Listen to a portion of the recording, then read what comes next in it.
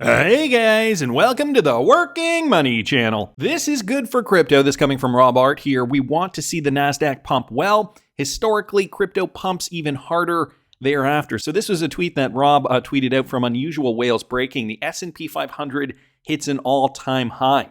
So here's a chart. This was back from a couple of days ago, January the 19th. Something that I wanted to point out with regards to the NASDAQ, guys, this was put out last week. Will NASDAQ stocks soar again in 2024?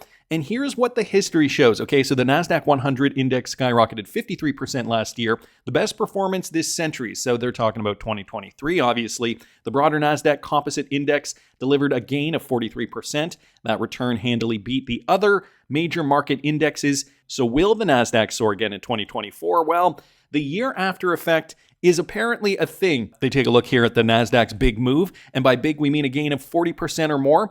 And so there's limited history here since the NASDAQ was only created in early 1971. The index finished above 40% only 5 times before last year, but the NASDAQ jumped in 4 out of 5 times during the year after a gain of 40% or more. However, in each of those cases, the subsequent year, and this is the metric we should be paying attention to, the subsequent year's returns was much smaller than the previous year.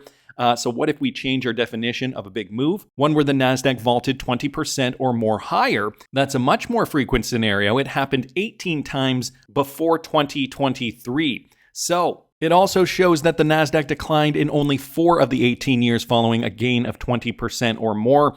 And then, guys, there's the presidential pattern. As we know, this year is an election year. And down here, check this out. There have been 14 U.S. presidential elections since the NASDAQ Composite Index was created. The index delivered positive returns during 11 of those years, 9 of which were double-digit percentage gains. So if we were to put 2 and 2 together, the NASDAQ running in 2024, of course, this would coincide with a bull run for cryptocurrency. It is all making sense, guys. A price of XRP right now at 55 cents. Sounds to me like a steal of a deal for those of you guys who are still looking to accumulate XRP. Me, myself, I have already packed my XRP bag, so I'm just kind of waiting for this now to play out. As my patrons know, I have been diversifying into about just over a dozen different coins. You can see what I'm trading at patreon.com/workingmoneychannel if that interests you.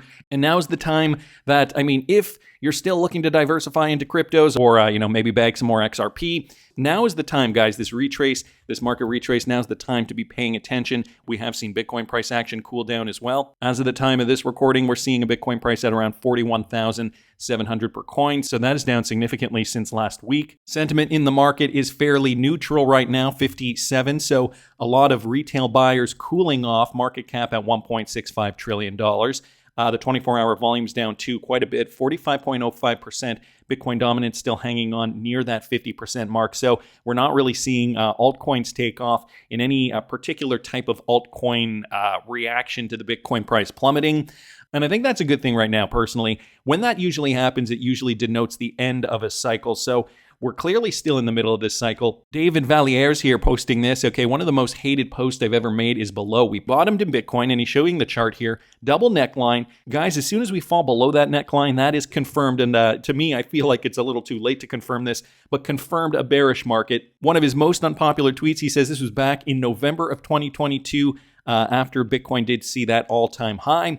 And guess what? It's time to be super bullish on Bitcoin again. $40,000, he says, is just the beginning. So since now we've seen $48,000 and we are down to about 41,700, that denotes about a 15% decrease from the all-time high. So guys, the beginning, I'm going to be giving my Patreon subscribers more detailed information about what I'm going to be doing during this retrace. For now, though, we should be sitting tight. I'm glad to see tweets coming out like this, reminding us this is a cycle and a very long cycle. People have very, very short memories sometimes. Crypto's here also posting this. XRP held above major support. Send it back to 57.8. That's the other thing we got to remember too, guys. XRP is holding up support in here, which is very, very good to see. I'm happy that we're not getting any kind of weird action on the XRP chart. And by weird, what I mean is something like the Black Swan event that kind of really just kind of throws the structure into chaos, like what we saw back in here during the beer flu.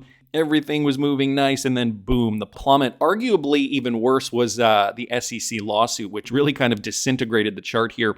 But we did make an inter-year high, of course, not above all-time high. With all that behind us, though, guys, XRP price still holding up. As you guys can see, Nike swoosh pattern still in check. Trend line Very, very strong and prominent and very apparent, very obvious here. We don't have to squint to kind of feel like we're making sense of it. So that's all very, very positive news. Wanted to thank Cryptos here and David for posting that. New updates from the SEC lawsuit, guys. XRP Crypto Wolf posting this. Ripple fires back as the SEC's unreasonable demands in a big new filing. XRP community reacts. So in the latest development in the ongoing lawsuit, Ripple has objected to the SEC's request for post-complaint discovery.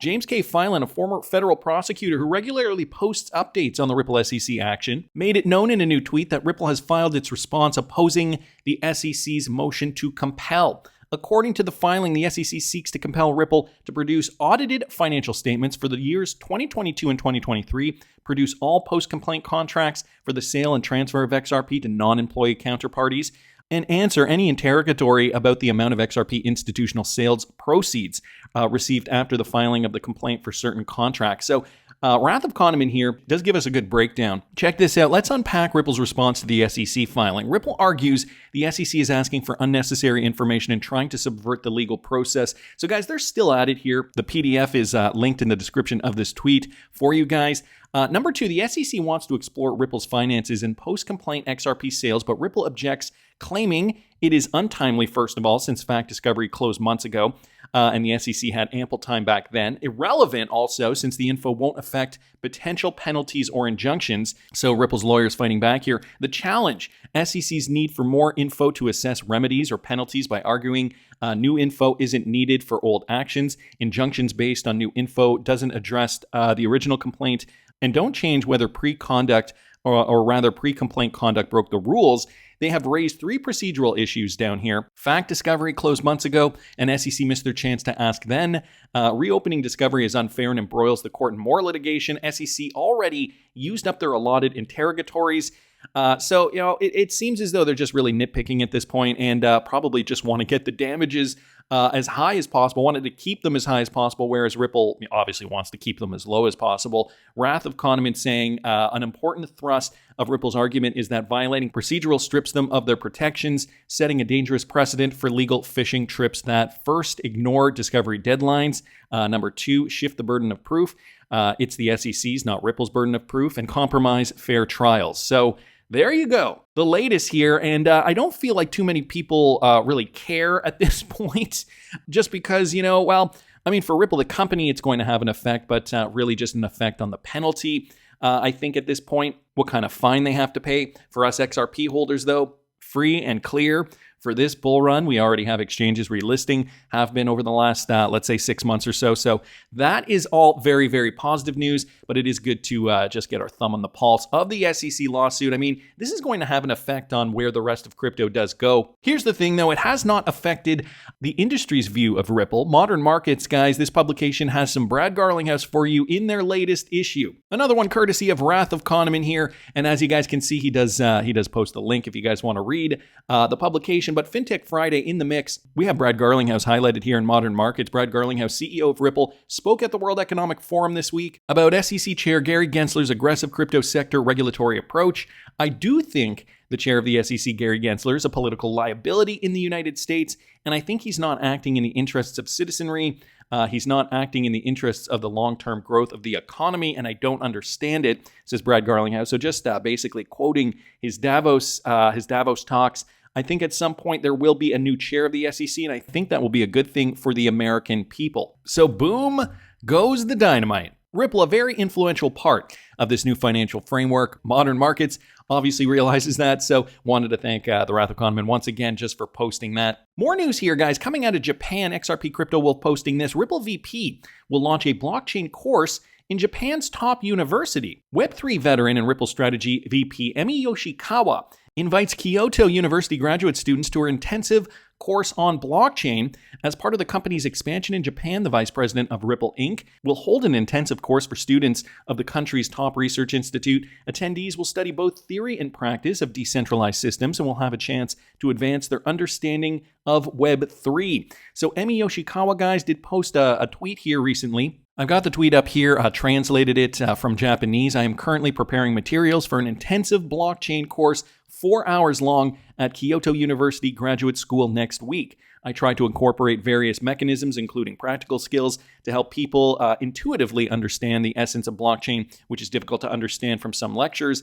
It's easier to understand theoretical things if you first understand it with your hands and senses before you understand it with your head. I want my students to feel the excitement I had when I experienced blockchain for the first time many years ago and went, wow. So an initiative here in Japan to get more graduate students interested in development in Web3 and probably more different kinds of applications too that they could develop on the XRP ledger moving forward. Web3, obviously one. We heard, who was it the other day? I think it was Monica Long was saying, all the pitch decks that they were getting about XRPL development last year was on Web3. This year it's on AI. So, a lot of these developers tend to kind of move to the hippest, trendiest new thing. But that's just part and parcel of this industry. All the technology is going to be important. And so we need solid developers that can help that process along. So anyway, wanted to thank Emi Yoshikawa and XRP Crypto Wolf just for posting that. Guys, I also happen to see this with regards to a big Ripple partner. This has to do with ACI Worldwide. They've just been chosen by Banco de la República to provide the technology of what will be the Colombian PIX or PIX. So Banco de la República announced in December last year that the company ACI Worldwide will be the technology provider for instant payment services. And guys, ACI Worldwide, one of those larger Ripple partners. It's them, Finastra, Temenos, just to name a couple there. And those related to interoperability in the country's immediate low-value payment system, that is type PIX, PIX technology that Colombians will have. The company is a world leader in real-time payments. It has more than 45 years of experience and processes more than 225 million 225, is that million daily transactions? It's 225,000 million daily transactions. I wouldn't word it that way. Anyway, the vice president for South America of the company, Federico Villanova, spoke about the implementation of this system and the times in which money transfers can be made, regardless of the bank in which you are a customer. So I'm not going to go into this interview, but I will link it in the description. It is a bit messy in terms of an English translation, just because it was translated originally from Spanish, but did think it was interesting nonetheless.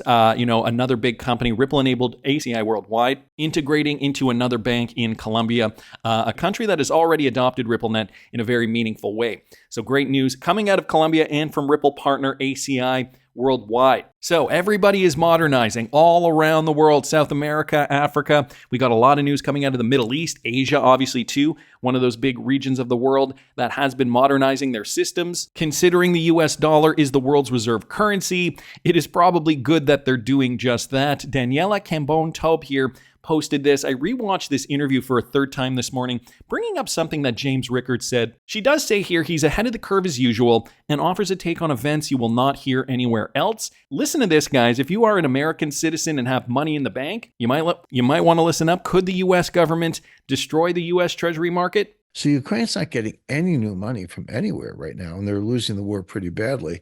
So the question is, so where do you get the money? Well, maybe they can figure this out, but all of a sudden, Johnson and the White House, Mike Johnson, the White House, say, hey, we got $300 billion sitting right here in the banks. Let's just take it and spend it on Ukraine. If you do that, yes, you will destroy the U.S. Treasury market. That is I described as the reddest of red lines. Does he realize that? I don't think so. Maybe he will now. I mean, I've been talking about it. Others have been talking about it. Maybe somebody will tap on the shoulder and say, hey, Mr. Speaker, do you understand what you're doing here? Can you imagine just taking $300 billion from banks to spend for that purpose? To be honest with you guys, though, I don't know when this interview was from. I guess we can click on that and find out when it was posted originally here. Let's see here, 1 day ago. Okay, so this is fairly new, this particular interview. I'm guessing Daniela Cambone here, she has interviewed Jim Rickards a few times. But I mean, really, though, the point that I wanted to stress, 300 billion, this is just one example, 300 billion from banks moving, and this hasn't been authorized by you and I. This is just the government taking the money that we have deposited in the bank and moving it to pay for, well, something that you may or may not agree with. Again, all very questionable actions. Again, this is just an example. This has not happened at least not yet. So is it of any surprise to you that innovators like Elon Musk are creating new avenues for us to make payments? Guys, this was just launched. XPayments just launched, I believe yesterday, a new X account for payments. This one courtesy of Ian Bintz here. I've been seeing it all over Twitter recently. Michael Branch posted this. X launches dedicated payments accounts as the crypto community speculates. So crypto commentators are speculating on the potential for cryptocurrency payments on the platform following X launch a dedicated account for its upcoming payments feature later this year in 2024. So Elon Musk's Everything app, formerly known as Twitter, which is now called X, has created a dedicated account for its upcoming payment feature, fueling crypto community speculation about which cryptocurrency it is going to implement. There is anticipation that the X app will introduce in-app payment services by mid-2024. However, it's unconfirmed whether the feature will support payments beyond traditional fiat currencies. So that is still unconfirmed. However, I do believe Elon Musk did state that cryptocurrencies are definitely going to be integrated into this. While no posts have been made so far, it holds a gold badge indicating that it is a verified organization. We've got commenters like Mason down here saying, so X is building XPayments. It's only right they able the X coins. So XRP, XLM, XDC, so on and so forth. That's his wish list. Meanwhile, Elon Musk has incorporated Dogecoin for payments on Tesla's merchandise store. So there's also some speculation that he could, in fact, incorporate Dogecoin into this. He is, as you guys know, a pretty big proponent of Dogecoin. The crypto community has analyzed subtle hints from Musk and X over time, suggesting the potential interest in Doge for upcoming projects. Doge Albania down here saying, it seems there's a lot of buzz around the possibility of XPayments integrating Dogecoin into their payment services. This is actually a response from Grok, the AI that Twitter uses here, or that the X platform uses. Some X posts from crypto enthusiasts and influencers suggest that Elon Musk's X platform might be working on a way to incorporate Doge into their new payment platform. Well, that has gotten the price of Doge to increase, guys. This one from Crypto News. Based on the news, Doge, the cryptocurrency often promoted by tech mogul Elon Musk, has witnessed a significant 9% surge in value. This increase coincides with the announcement of the new payments account by Musk's X company, sparking discussions in the financial and cryptocurrency communities about the potential influence of the development of Dogecoin's recent performance. I've got the Dogecoin chart up here, guys, on the hourly, and as you can see, after we did get that announcement, Dogecoin did rally quite significantly, actually almost up about 15%. Since the announcement, it did come down a little bit, and now it's rebounding in and around here. So still up about 10% since we did get that announcement. So a lot of speculation here. Flip the Chain also commenting, with XPayments taking shape, wanted to repost his thoughts about the inclusion of XRP in the ecosystem. So let me read you guys some of this. Elon Musk planning to expand the horizon of payments on X platform. Check the thread here. So he says X platform is gradually becoming the creator's platform. To excel to win over its competitors like YouTube, Facebook, etc., X's decision to enhance the payment feature makes sense. We expect X to introduce crypto as a payment or an option or a medium for this platform. Currently, the FX cost and wire costs are quite high.